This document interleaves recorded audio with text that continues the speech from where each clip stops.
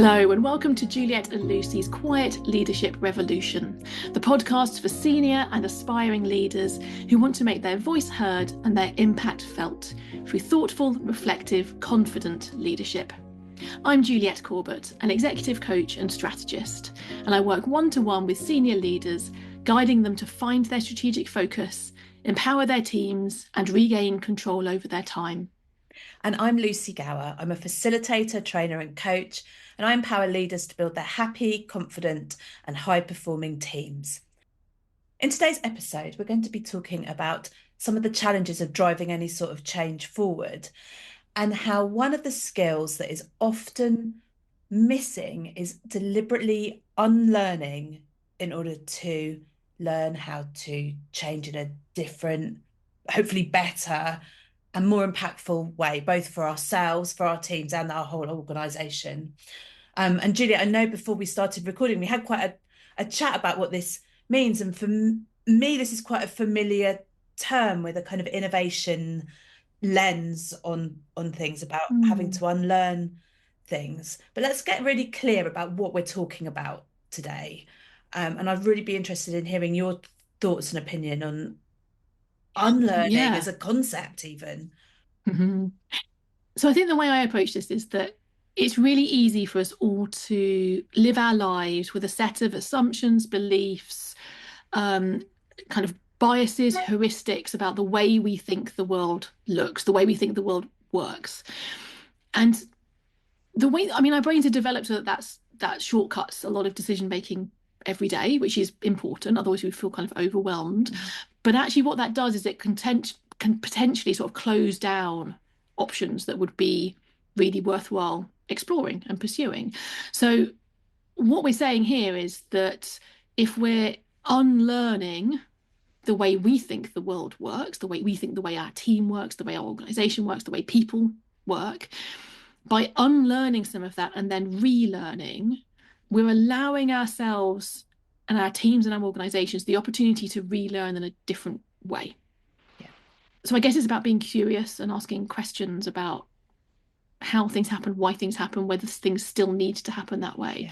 So a lot of it is about questioning the way we see the world. Yeah. Lucy, is that what you would I could say this is? Yeah. Completely agree. And often I'll work with clients and some of the phrases that come up that they might be frustrated by too is, but we've always done it this way. We're up against, this is the way that we do things here. This is how we've always done it and it works okay. So let's not change it. And I suppose there's something around if you are adapting something that already exists, that's a very different mode of thinking and mindset to saying, if I have a blank canvas, what would I do? So almost some of the ways that we've always done things can be sort of baggage that holds us back from thinking about how do we need to behave, work, operate in order to get the results that we want. And what I see a lot is that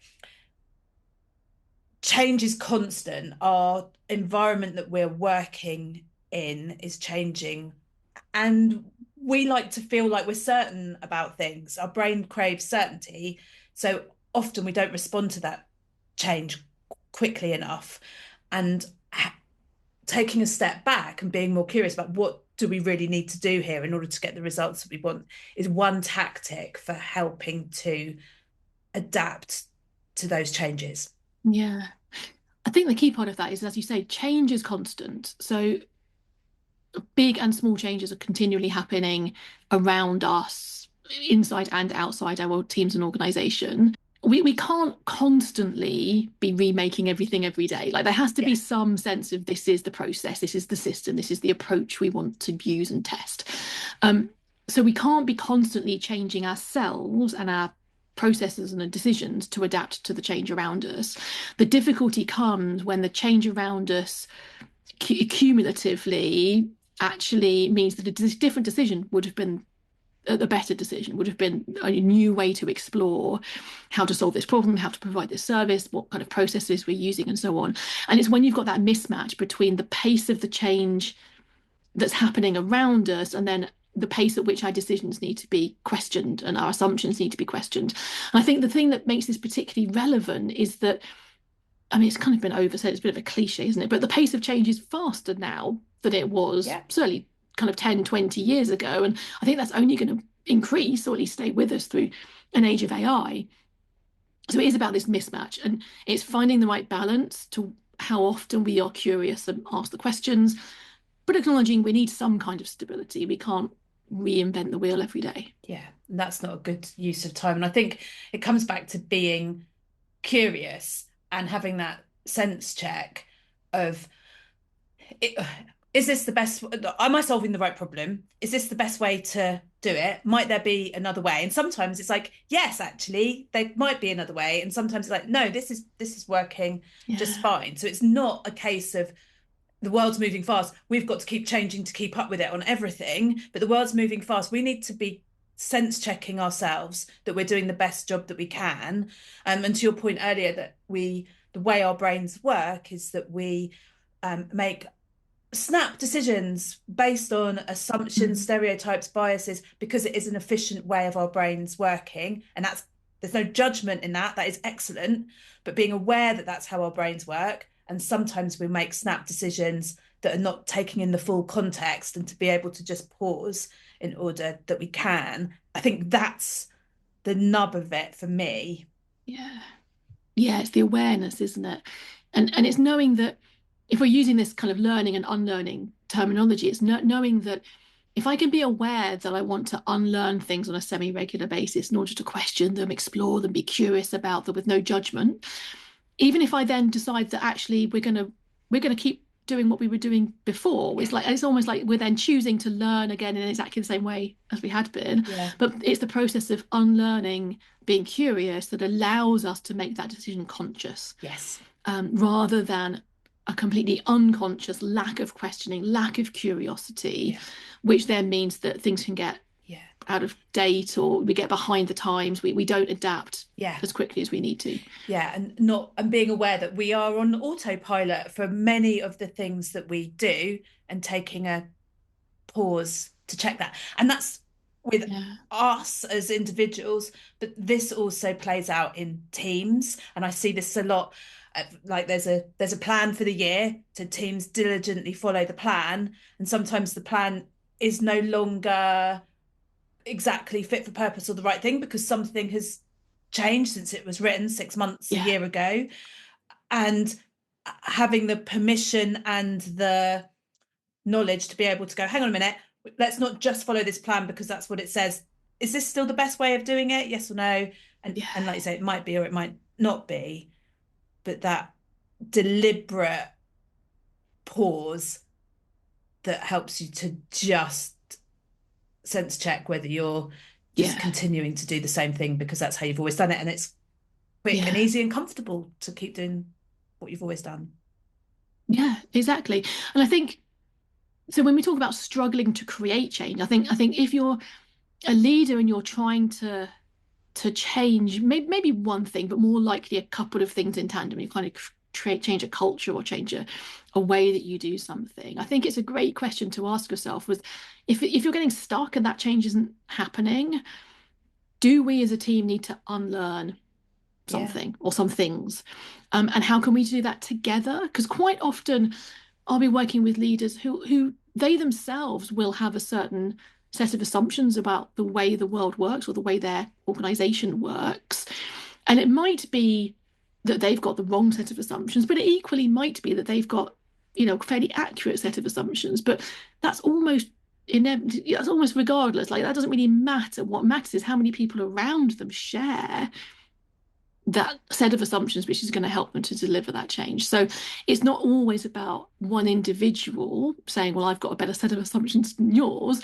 The leader's role is to make sure that there's a continuous unlearning, a curiosity that allows us to share our Yes. point of view of the world with others in the team, in order that all of us might slowly evolve that set of assumptions and unlearn biases, heuristics, assumptions about the way things should be. Yeah. I don't, I'm not sure it's the case that there are good assumptions or bad assumptions. Our assumptions are our assumptions. that we have based on all of our previous experiences as a shortcut to help us make decisions and feel more certain about things. And having people that have a different lens on a problem, a different set of assumptions, is massively helpful because it can unearth different learning, different views on the world. And often, what can happen in teams is if people have similar backgrounds, perspectives, viewpoints, they do have a similar set of assumptions. And within those assumptions, there's often real kind of blind spots that no one in the team can see because everybody is coming at something from a really similar perspective. And that's actually, in terms of driving change, extremely difficult to shift without any kind of self-awareness about, literally asking that question. What assumptions are we all making here? Where can we get a different perspective or viewpoint to sense check the decisions that we're making? Yeah, and that group think is enhanced when you've got a lack of cognitive diversity Oh, in that group. yeah. And obviously diversity takes various different forms. I think the one that makes the most difference here is the life experience of the people who are in that room. And by life experience, it's obviously career, but also everything else beyond that. So what communities did they grow up in? What cultures do they really understand and kind of feel at home in? And so you could actually have a group of people that externally looks quite diverse, but actually if they've all been through the same life experience, the same education system, the same types of jobs, the same types of roles, they've come into a team. What matters is the cognitive diversity that we've got. And from a leadership and team dynamic experience, the cognitive diversity is really important, and the culture that you lead within the team, in order that if people do have different opinions, perspectives, that they feel safe to say, actually, I think in my experience, it looks like this, or have we really thought about this? And you could have an amazing team of diversity, but if no one feels safe to be able to question and be curious and open up a discussion about how things are different or that they might not agree with, then all the diversity in the world isn't going to make any difference if that safety doesn't exist within the team. Yeah, exactly. So it's about the culture that's created. That's often created from the top. The other thing I like is that this concept that unlearning isn't just a thing you occasionally do, it's a skill that you have. So what you were saying there made me realize this isn't sort of, a three-step process that you do once a quarter. This is a way of being as a leader and a skill that you develop as a leader that actually unlearning is absolutely fine. And then some kind of vulnerability in that as well. It's being able to say, maybe there's a better way than my way. Yes. Let's find it. Yes, and to build on that, there's also something around it's okay to change your mind. It's okay if a situation changes and therefore your solution changes. And it's also okay to, hang on, I've thought about this, or I've spoken to a range of different people, or I've done a bit more research. And actually, now I think something different. Can we talk about that? And I think what can easily happen is that you make a decision and you have a strong perhaps value about, if I said I'll do something, I'll do it. And so you stick on that line of thought and that process, when actually being able to take a step back and go, I'm changing my mind, because I've got some new evidence, I've got some new perspective. And I think sometimes we worry about losing face, or be seen as not being decisive. And it's a skill to be able to keep gathering information and be open to a different route process, if that is genuinely going to get you to where you want to go quicker. Yeah. And that role models that constant curiosity and that constantly flexible way of applying or kind of approaching the information you've got. And it's not even necessary to say, that one decision was wrong and the other decision was right. It's just, the facts have changed. But even if the facts haven't changed, you can just say, my thinking on this is shifting. Yeah. My thinking on this has actually evolved over time, and I'm starting to wonder whether, and then putting across a completely alternative even contradictory point of view to the one you had earlier. And this isn't about who's right, who's wrong, and you don't even need to wait until the facts change around you. It's absolutely fine to demonstrate real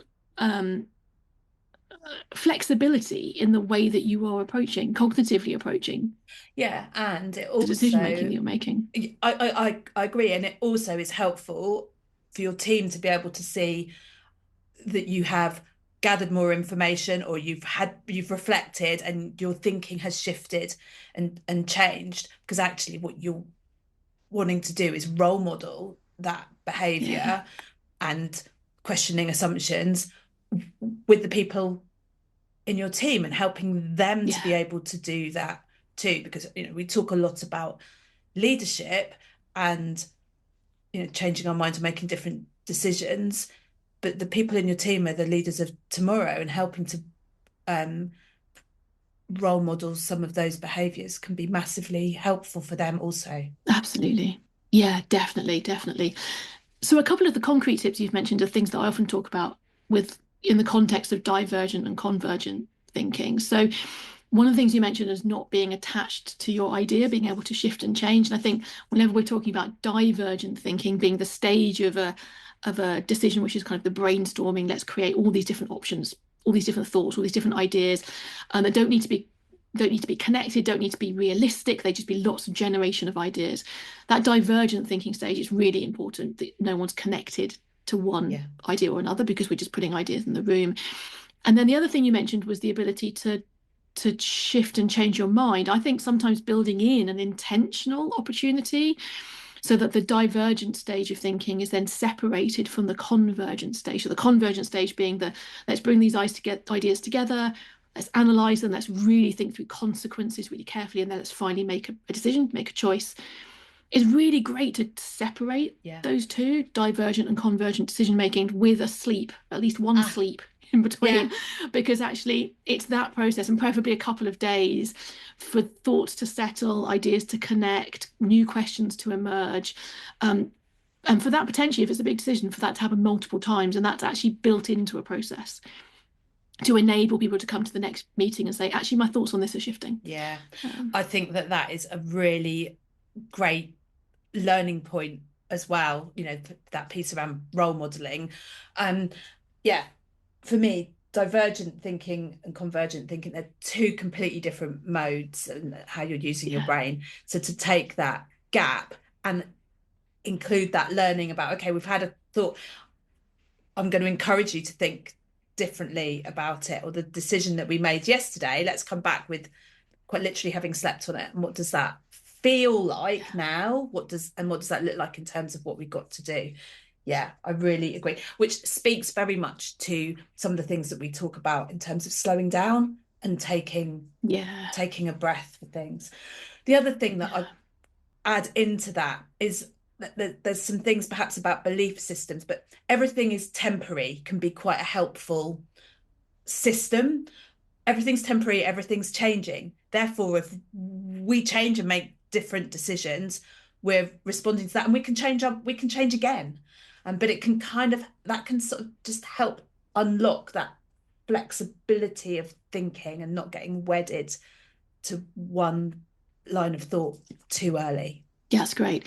Are there any other tips that you've got from, I mean, you're obviously facilitating workshops with people around this all the time. Any other tips that we can help to give leaders that are going to actually enable them to implement some of this?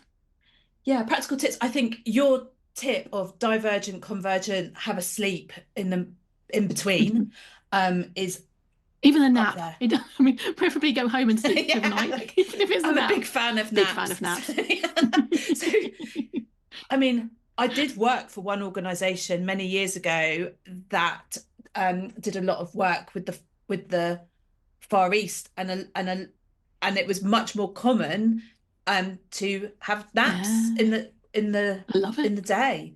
Um, Yeah, so brilliant. yeah, have a workshop, do a nap, come back later, or go home, have a proper sleep. I think there's some things that are helpful phrases that sometimes that I use. If you think that you're the person that's got all of the knowledge, then there's a switch there none of us have the monopoly on knowledge. None of us know everything. All of us have blind spots.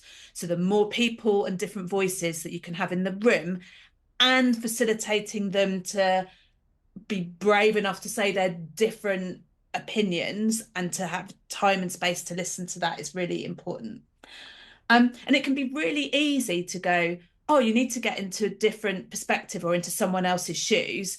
And, our brains are complex and we make these assumptions based on shortcuts. So it's really, really difficult. But one of the things that can be helpful is asking, well, what would your successor do? What would somebody who is seeing this for the first time do? And that is almost like more of a physical thing that can be helpful. So what would my successor do here? I've left, the new person, what would they do? That can just help to make that shift, which I'm acknowledging can be quite difficult. Get a coach. I mean, both of us would say this.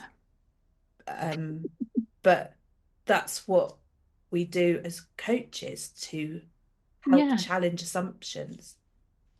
And the reason that I would say is yes, because I'm a coach, but actually much more importantly than that, because I've had coaches who have done this for me. Same. Absolutely. So I would say it wholeheartedly because I've experienced the shift of having someone else who you can confide your deepest thoughts with, and sometimes, fears and uncertainties that you wouldn't share with anyone else, who has a different point of view on the world, who can help you in a really gentle way to say, well, is that really true? What's the belief that's underpinning that? And is that true? And somebody who's got no skin in the game. So yes, you can have other people within your organization and team have these open conversations, which I'm absolutely recommending. Sometimes somebody that knows nothing or very little about your exact work and the exact challenge that you're working on, somebody where it's absolutely confidential in terms of what you're discussing, unlocks a different level of thought. And a good coach will ask questions that really make you think and challenge your assumptions in a way that it is hard to do when you're accountable only to yourself, if you're not externalizing that thinking pattern. Yeah, exactly. Yeah, I think, and there were a couple of other questions. One of the ones you mentioned earlier, the idea of what assumptions are we making here? Yeah, I think is a really good one. To as a team, not just what assumptions am I making as a leader, but doing it with the team. What assumptions are we making here? And another way of phrasing the same thing is for this to be a good decision, what has to be true? Yes, yeah. Actually, that's one I've used really effectively with coaching clients, but also actually in workshops where people are disagreeing about what decision to make. When you start to say, well, what has to be true for option A to be the right decision? What has to be true for option B to be the right decision? I'm using right in a very loose term here because there is no right decision. And then when you've kind of got a bullet point list of what needs to be true for both, what you realize is that different people are advocating different decisions because they believe different things are true. And that's a great way of very gently exposing people around the table to the idea that maybe all of us, facilitator included, coach included, all of us have a frame through which we see the world, a set of glasses through which we see the world, which makes some things look more true to some people than to others. And it's a great way of kind of exploring that. Brilliant question.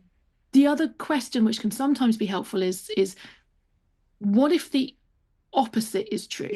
So once you've identified what are the assumptions, what are the beliefs, what are the ways we think the world works, what do we think our customers want, things like that, kind of open questions. Once you've got a list of some of those things, what if the opposite was true? And that just tests. If you're saying what if the opposite was true and it's clearly ridiculous, just untrue to everybody around the table, fair enough, we've probably hit on something, where our assumptions are fairly good. But that question can unlock all sorts of things, which actually, there are nuanced versions of the world where the opposite could actually be true. And of course, as we talked about in a previous episode, things aren't black and white. There's not, kind of a right and a wrong. There's always nuance and grey. And then the other thing which can be really helpful, as long as it's done in what's already feels like a safe environment and it's done in a really friendly, constructive way, is asking why. Yeah. So there's that kind of exercise around the five Yeah. why. So you keep asking why. It doesn't have to be exactly 5 times. You keep asking why to get to the bottom of why we do things Yeah. this way. That can be really effective. Why questions can also cause people to be a little bit Yeah. defensive. So you have to be a little bit careful about the way you're framing that Yeah. and the culture in which you're asking that, because it can come across as meaning that people actually demarcate their own opinion in a way that actually makes it harder for them to shift Yeah. later, makes it harder for them to retreat into a different point of view. But done well, Yeah. I think asking why 5 times at least Yeah. is also a really useful exercise. What can be helpful in that five whys to get back right into the root cause of something is the phrase help me understand, um because Yeah, that is about that's you're still asking why, but it feels less on the attack almost. If the why lands wrong, it can feel very yeah, it can people can feel very defensive about it. But help me understand is much more around you and them reframing something that can be helpful. The yeah, other thing as you were speaking that I was just thinking of is that like language is so important, and I will quite often ask people to be aware of those phrases that can kill ideas or that show that there's assumptions, like that's not how we do it, or we don't do it like that here, or we'll never get budget for it. And just to be aware of those. And I often will say to people, okay, well, what if the opposite of that was true? What if there was enough budget? What would that look like? Or what would this look like if you didn't need budget? Or how would you test this really small with with the most tiniest budget possible? Just opens up different conversations again and helps people be aware yeah, of the assumptions that they're making. Oh, we do it like this, in a slightly different way. yeah. The other classic one is insert name of powerful person won't like it. Yes. or insert name of powerful person didn't do it this way when they did our job. And there's that kind of dynamic of, the influential voice in an organization that can be misrepresented or misunderstood by other people hijacking that power often, Yeah. and saying, oh, so and so won't like it, as a way of shutting down a conversation. So, yeah, I think you're right that every organization will have it, or every team will have its own culture. And that Yeah. normally will result in a couple of phrases that might be the ones you've heard us use now, but might be something completely Yeah. different. But with your eyes open to this concept of, if you're struggling to create the change, maybe it's the unlearning Yeah. that needs a little bit more kind of focus. This curiosity of what might be the phrases that people use in your organization, and if you can identify them, and then you're more alert every time you hear them, to be able to ask one of those questions that we've just posed there as well. Yeah. So, Lucy, what are the key things that you'd like people to take away? I think that the principle of unlearning in order to learn in a different way can be very powerful, and to use some of the phrases like, what assumptions am I making here? What assumptions are we making here to help shift and unlock that? I think there's something really important around it's okay for your thinking to evolve and for the actions that you're going to take to shift and change and bring everyone with you. Like, don't flip flop about without letting people know. Explain that your thinking has changed and this is why. See what they think about it, and that doesn't show a weakness in leadership. That actually that is really powerful, and you are leading by example and helping other people to understand your thinking process and inviting them in to contribute.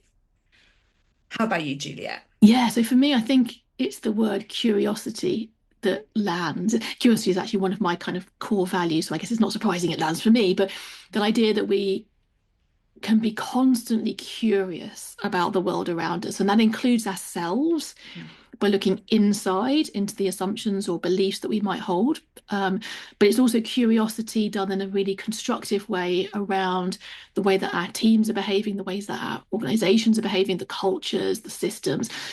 It's that constant curiosity. And there's a Mm. playfulness to that as well, a lightness. that I think is really important around this as well. Yeah, which speaks to your idea of the ability to shift one's perspective, one's point of view, one's decisions over time. There's a lightness to this, I think. Yeah, fantastic. There's a phrase that I wrote down earlier that is around trading clever for curious. I like that. I'm going to write that down. That lands with me. Yeah, curious implies that there's always more to know Yeah. in a much more organic way than clever. Yes. Yeah, I like. Yeah. We always like to hear feedback, don't we, Lucy? We like Yeah. to be curious about what people are thinking as they're listening, or after you finish listening, what kind of stays with people around the messages that we share. So we'd love to hear feedback from you. We'd love to hear what's landed, what questions you've got, what topics you want us to cover in future, and also to share. Please share the podcast with people who you think might find this Yeah. interesting, this episode or other ones that we've done as well. It's a revolution, isn't it, Lucy, that we're leading Exactly. here? Exactly. And on that, the revolution doesn't have to be that you do some great big action.